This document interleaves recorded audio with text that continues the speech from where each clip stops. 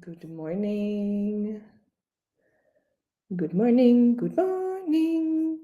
Okay, they're also on Instagram. Yay! Hello, hello. Hi, everybody. I hope you're having a really good morning or afternoon or evening, wherever you are joining from or wherever you are watching from. We've had lots and lots of people watch these recordings on Facebook. We have been tracking how many people come live and how many people watch afterwards and how many people visited the stream for just a short moment. And it's been a lot of fun to see the impact. Oh my goodness, I see some unexpected friends here. Simcho, hello. Hello to Simi, my special non-Montessori friend. She's in Austrian mountains, I believe, and I am in St. Catherine's Spa. This is my last day. I'm going back home today. In fact, this is the last thing I'm going to do now is this stream. Then I'm going to go for breakfast, and then I'm going to head home. Outside, it is snow from yesterday to today, I think like 5, maybe 10 centimeters. And I'm hearing that even back in Prague, there was snow yesterday. So how exciting it is to have snow when one has to drive for 2.5 hours, right? But I'll manage. I actually like driving alone. I already have a webinar ready that I'm going to listen to. So it'll be a nice quiet ride. The girls are back home. So welcome to Good Morning Grant Lovers. This is our 10th episode. I have streamed every day in the morning for the past 10 days. And the intention was to start on February 3rd and to finish on February 14th. And today is the St. Valentine's Day. So I want to start by wishing you all a happy Valentine. I hope that every one of you have somebody in your life who loves you and whom you love, and that today is going to be a day when you get reminded about what is important, and that is that we love each other, we give love, we receive love, we enjoy relationships and being with other people, because at the end of the day, that's what's most important. Hello to Vietnam. I would like for you to put in comments where you are joining from. So if you're joining from Vietnam, as Min just did, please say hello in comments so that I know who's here with me. And I'm also interested to know if you know what grants are. This show is about grant money for Montessori schools and other types of projects. And the task for those 10 days, the goal that I've set for myself was to convince people in my community who are Montessorians that grant money can be a really great source of building our Montessori projects. So I hope that I'm achieving this goal and that you, for this last, good morning, Eminko, hello, hello. How's the weather in Bosnia? It's snowy here in Czech Republic, in Czechia. We have snow, a bit unexpected, because for the last week or so, the weather was so beautiful, and we even had some small greenery coming out. So now everything's covered with snow. And I just hope it's this last push of the winter and that we will have spring soon. I love spring. I like being out in the garden. And I see some other Montessori friends joining, and so welcome. I have thoroughly enjoyed this. And in fact, I've collected quite a lot of experience doing these live streams. And it was a very special time for me also in terms of thinking about grant money and what to share with you all to get you excited. Because this was not, I did not want to teach you how to apply for grants. We couldn't do that in short live streams like this. And especially when some people come on one day and then some other people come on another day. So I wasn't going to teach you how to do that, but the idea was to get you excited and to show you how much you can do with grants. And I really hope that I managed. I did quite a lot of thinking about what to share and how to share it and all of those things. So today we are going to talk about one last topic, and that is how you can build an adolescent program with the help of grants. Yay, expecting snow. Yes. Share on your social media when it comes. I'm interested. And it's cloudy. Yes.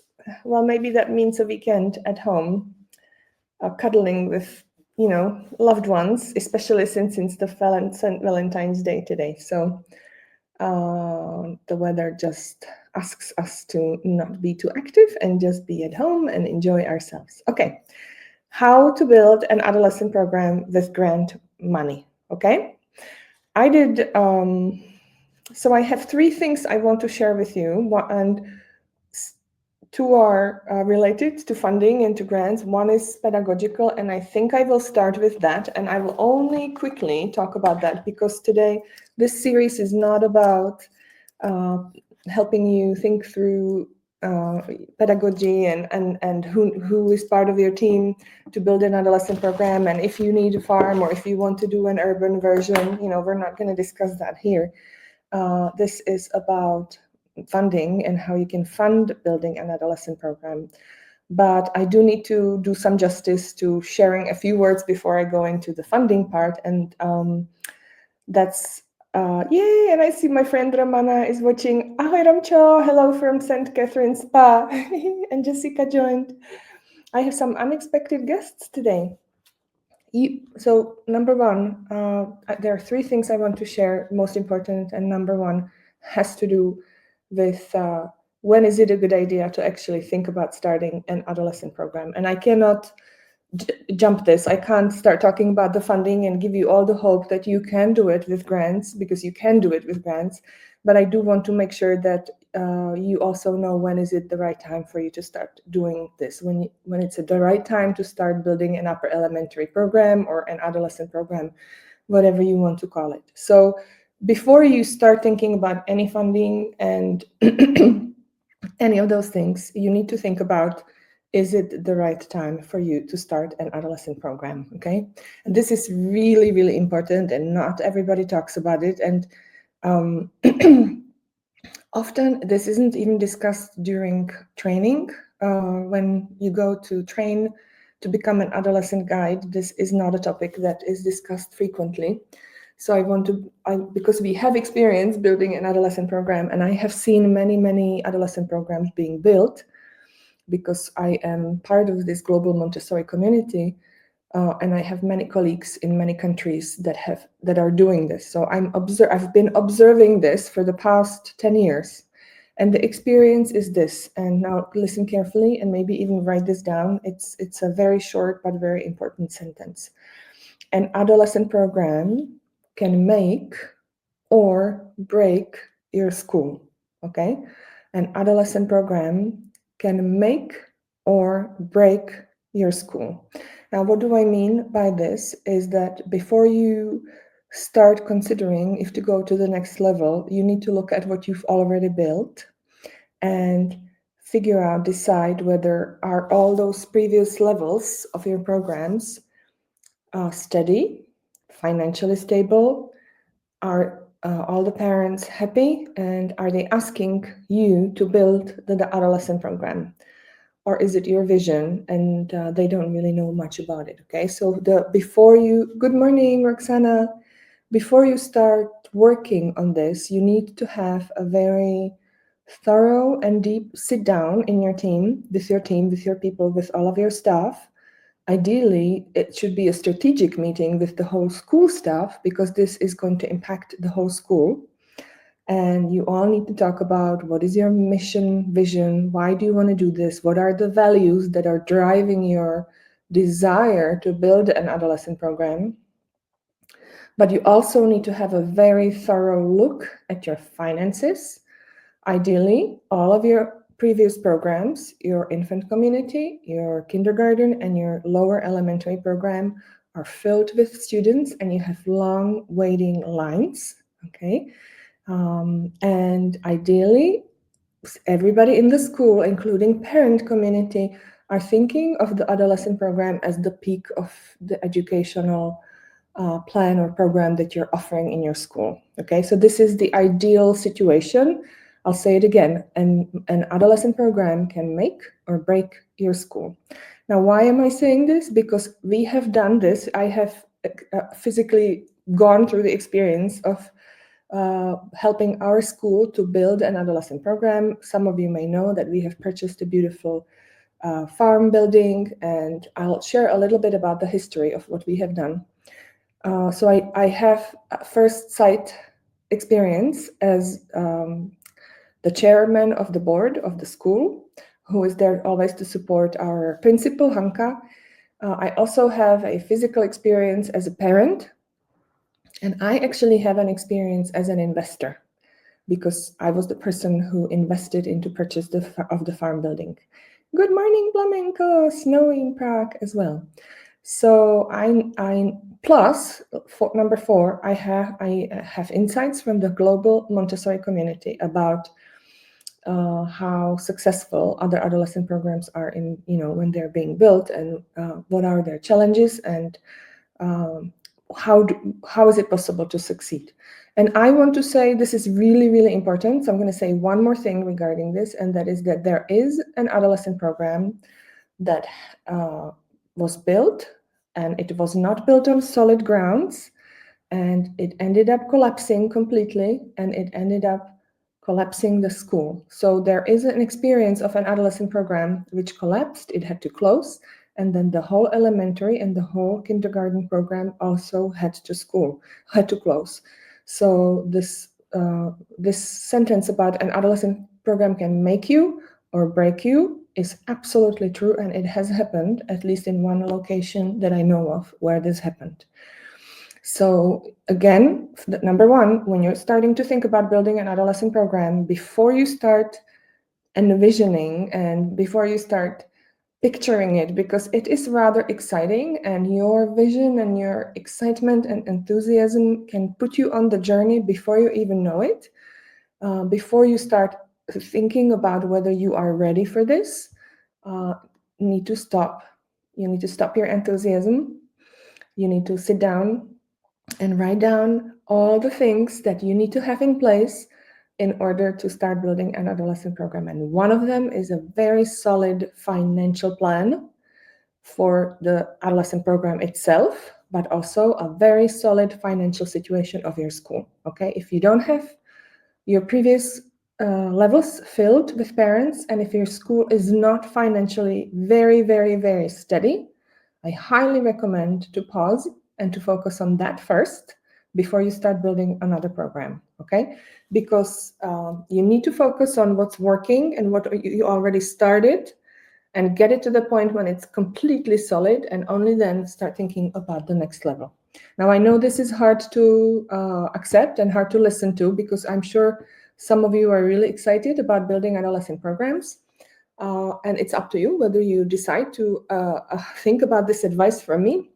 I can't make that decision on your behalf, although I would love to, because I've gone through these things myself, and I know what I'm sharing is proven by experience in many places, not just in Prague, but I can't. So think about this, okay? So number 1, a solid school as it is financially, all of the levels previous, and very big interest of your parent community in building this, okay? It cannot be just your idea and your vision that this is the right way to go. Of course, it is the right way to go. We know this. We are Montessorians. We have studied Maria Montessori's work.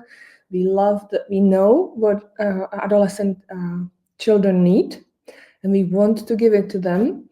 But that's only one part of the coin. If you remember, we talked about this. One part of the coin is making an impact and doing what's right from the Montessori perspective and Montessori values. The other side of the coin is, can you do it? Is it financially sustainable? Does it make sense? Will you be able to manage it? Will you actually be able to pull it off and sustain it? Okay, so that's that. And then the Two other things that I want to talk about are about grants and about funding. So I'll quickly share. I have a little timeline here of what we had done in our school. So I want to share with you and show you that I am like you. I also had and still have this dream to run to have an adolescent program in our school, and we have done the work. So I can relate to, I very much relate to what you're thinking about and what you're experiencing. So I have a few notes here on the side, so that's why I'm looking in my notepad. So first of all, grant money, of course. Maybe I'll just back up a step and say that in order to start building an adolescent program, you have to have a very good financial plan. You have to know how is it that you're going to pay for it. And if you are able to make a financial plan, you will see that adolescent programs do not earn money. They lose money, okay? So an adolescent program is not a profitable business model. It's a business model that you are going to have to fund from your other resources. So if you think of your school's programs as different business models, if you say that, for example, your primary program is one business model, your lower elementary is another business model, your infant community is its own business model, and you look at budgets of each of those programs separately, which you should be doing to see which one is doing well and which one needs more advertising, marketing, and whatever. You need to do this exactly also for the adolescent program. And when you do it, you will see that you will need much more money to start it and to also run it, that it has a potential to earn in the first, at least first 7 years, okay? So you have to remember and have this in mind, and you have to look the numbers in the eye, honestly, and see that in the next 7 years, you are going to have to fund this from other resources, okay? And here comes the solution, and that's what we did in Prague. Of course, obviously, this is about grant money, so we did start and run the first few years of our adolescent program with help of 2 grants. And in 2014, we received a grant from EU funding, which was around 300,000 euros for building our adolescent program and for building methodology, how to do that. We partnered with 3 or 4 other countries, and the most important part of the money that we got, there were 2 things that we were able to pay for. And this was before we started our adolescent program. So there was a period of preparation and thinking about it. Are we going to do it? Can we do it? How are we going to fund it? So before we even announced that we are growing into the next level, we had a period of trying to get the money to be able to start it. We got money for teacher training, and we were able to send several people. Actually, there were 14 people who went to the adolescent orientation course in Sweden. Now it's a diploma course. It used to be an orientation course. It took 6 weeks, the whole summer, and then some additional weeks. And at the end of that, you got what then was a diploma to become an adolescent guide. So we sent teachers, not just from our school, but from other schools in the Czech Republic to get this training.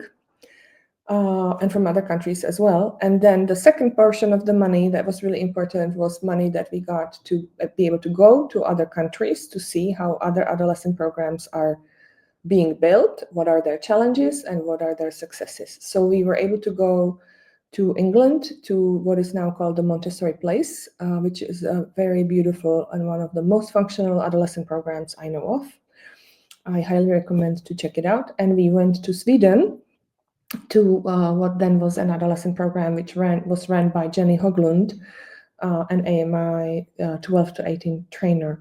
That program no longer exists, and it's been turned into a training center for adolescent teachers. So you can't go and see it, but we were able to go there and see how it works ourselves. So this was a period. There was a period of 3 years when we prepared. when we studied how to do that, what are our options, we sent a teacher to training, we worked on methodologies, we learned Maria Montessori's books, read Maria Montessori's books, and we visited other schools, and we had meetings every 6 months where we discussed the 12 to 18 Montessori philosophy and practice in depth to be able to prepare. And at the end of this project, we only then started thinking, okay, are we going to do it or are we not going to do it? And we decided we are going to do it, and we started our adolescent program in September of 2019. And if I am correct, if I remember correctly, we started with something like 4 or 6 children, very small amount of children. Now, I know majority of you are in this situation. So you don't have, 20 or 25 children ready to enter your adolescent program. So going back to what I was sharing about is that you have to have a period of preparation, and you have to figure out where you get your money from. So this was one grant that we got. And then the second grant that we got, Hanka already shared about. That was a grant for building our school's community and helping our parents to get to the point when they said, okay, we understand what this is and we want this. And that took, again, another 3-4 years. And we're still working on that. And we were lucky that Hanka was able to get, or not lucky, this was an intentional plan on Hanka's side, an intentional financial planning that we get a grant to work on this, because we knew this was a huge task to work with the parent community, and we needed money. We also needed money for teachers. Adolescent program is very expensive when it comes to the staff. You have to have a Montessori trained guide. Ideally, you have to have a teacher who has certification for upper elementary relevant in your country. And then you need a ton of specialists, of course. So this was also how Hanka used the grant money. And this is the second thing I want to say. So you absolutely need to have a solid financial plan, and you absolutely, unless you have a very, very, very rich investor, you need to think about all the different sources of money that you're going to find in order to start and run your adolescent program for 7 years. You have to make a financial plan for 7 years. And I bet that grants are going to be really important for you in that regard. So then the second thing you have to have is ability to manage your resources and to come up with all these different streams. So management and diversification of funding. And you have to be very innovative and very entrepreneurial in how you use the money from your other programs, from grants, from what the children pay as fees, but that's going to be very little. If you have 4 children only, the fees aren't going to make any difference. So we now have, I think, now it's 2025, I think we have 16 children. We are, if I'm counting correctly, this is our 6th year of building the adolescent program, and we're still figuring it out. We're still looking for grants. We're still figuring out what other sources of funding we can use for this, how to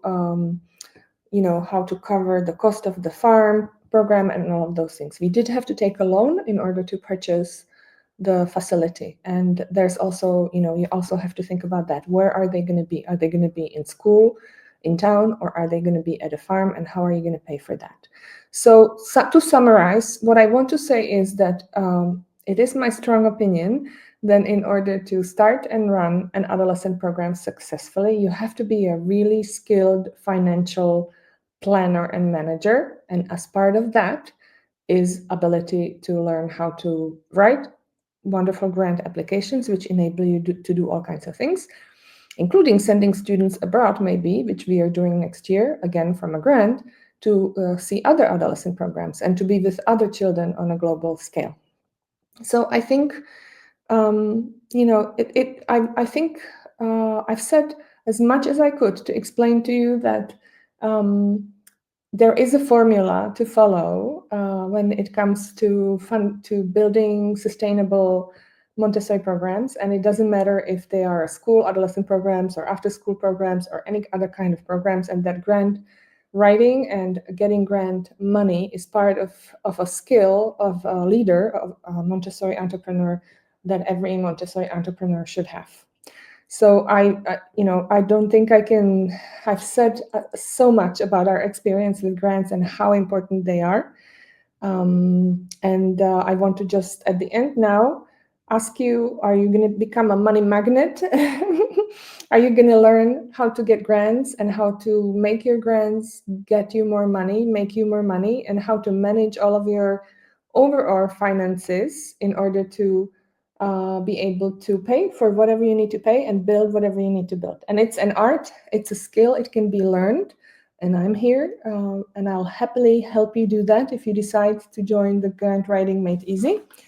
I want to show you, I actually want to show you the website today because I wasn't able to show you the student version yesterday. Now I have that ready, I hope. So I'll show you how beautifully accessible this is. Okay, let me see, am I streaming? Yes, okay. So once you decide to join, and remember, you can only join the Grant Writing Made Easy course for the Valentine's price, which is 197 euros today by end of the day. After that, we're going into a regular campaign. We're switching the price to 297. And then if you decide to join after that, there's not going to be any more possibility to go with the Valentine's price.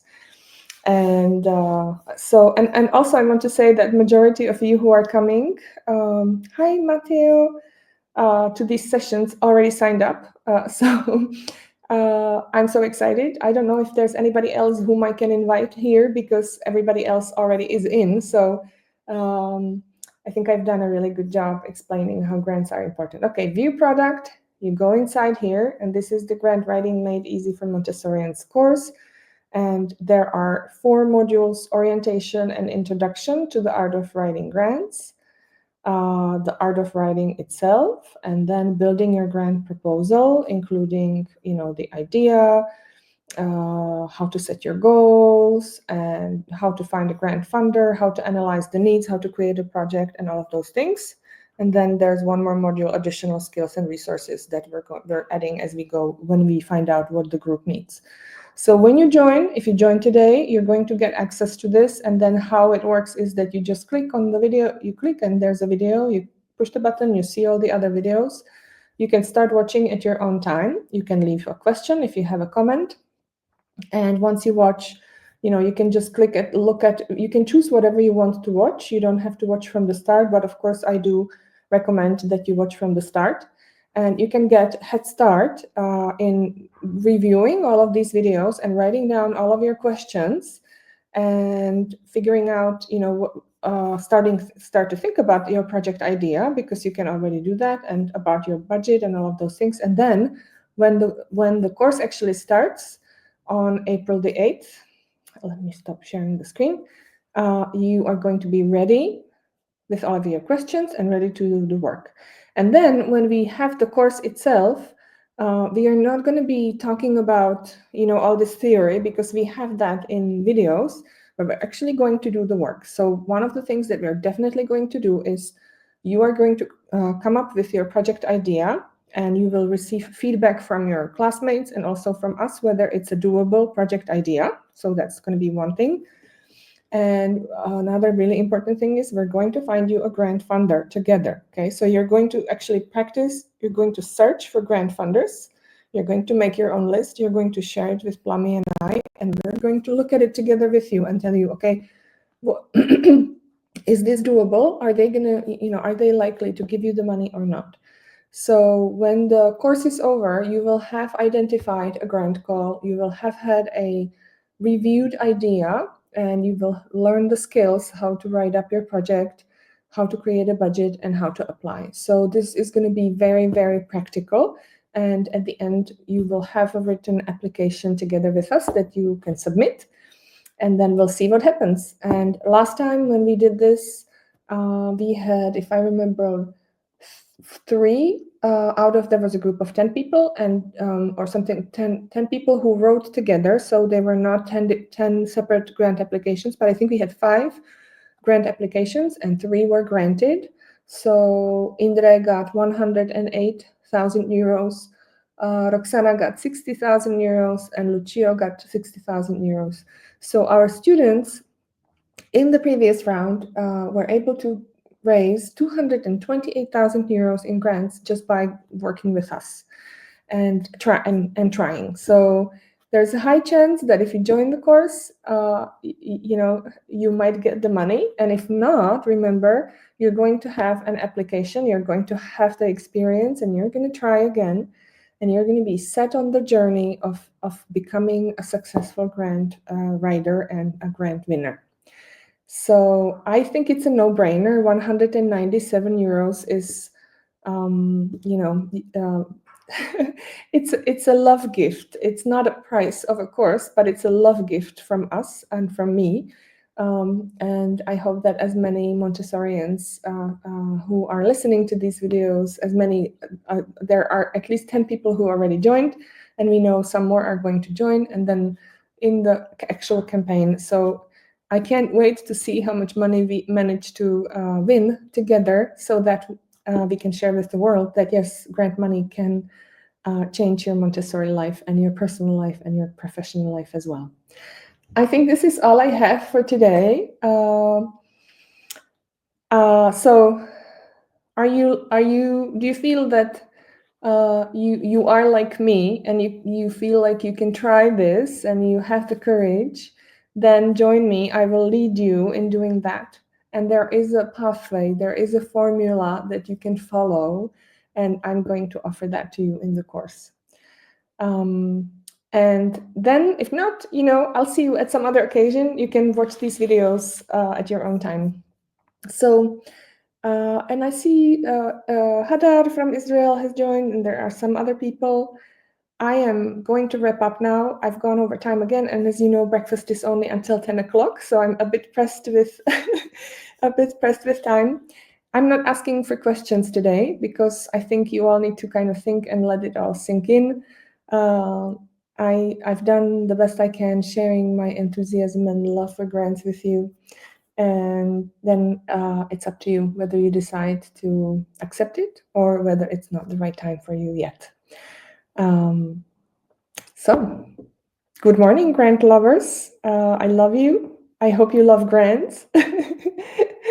And Julia, hello. Yes, it's no problem. You can watch the recording. I talked about our adolescent program and how grants are important, and in general, not just for adolescent programs, but for funding of our work, and how important it is to be a good financial planner and a good financial manager and a person who is skilled in making money, coming up with different business ideas and entrepreneurial opportunities, but also a grant writer.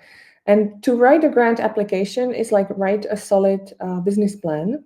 It's the same skill. You need to cover the same areas.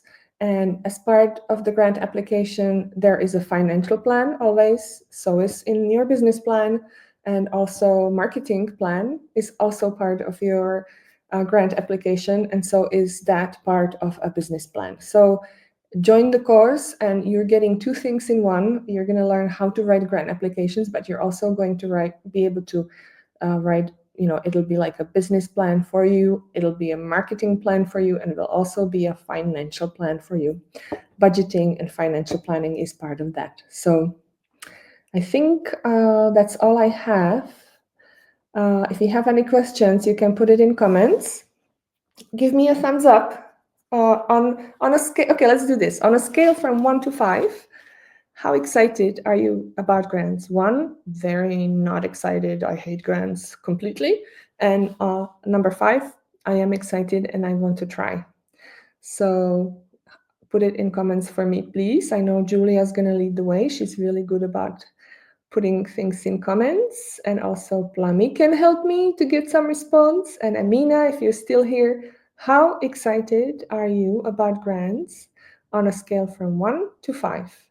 1 being I hate it, and 5 being I am really excited about grants. So please put it in comments. I'll wait before I finish up.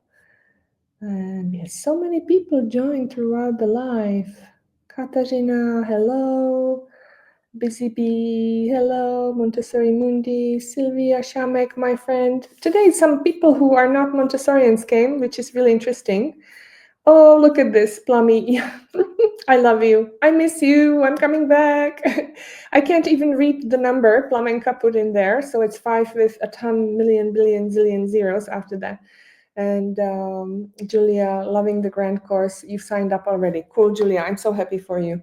And loving grants, can't wait for April. So just keep watching the videos. And Julia, you can, there is a section for comments. It will be a really wonderful thing for us to hear from you. And over a period of time, we're also going to establish a Facebook group, which will probably start in March, so we can connect with each other and all of that. But we can definitely be in touch already now via Kajabi, putting your comments in there, and we'll be in touch with you. Okay, great. Thank you, everybody. I am going to end this now. So, good morning, Grant Lovers. This is the 10th episode, last episode of Good Morning, Grant Lovers Morning Show. Thank you for coming. Thank you for your questions, enthusiasm, being here, learning together with me. I've enjoyed it so much, and I'm definitely going to do something like this in the future again on some other topic, because I enjoy sharing my knowledge and experience, and I know it's helping you thanks to your feedback. So, and I will see you in the Grant Writing Made Easy platform.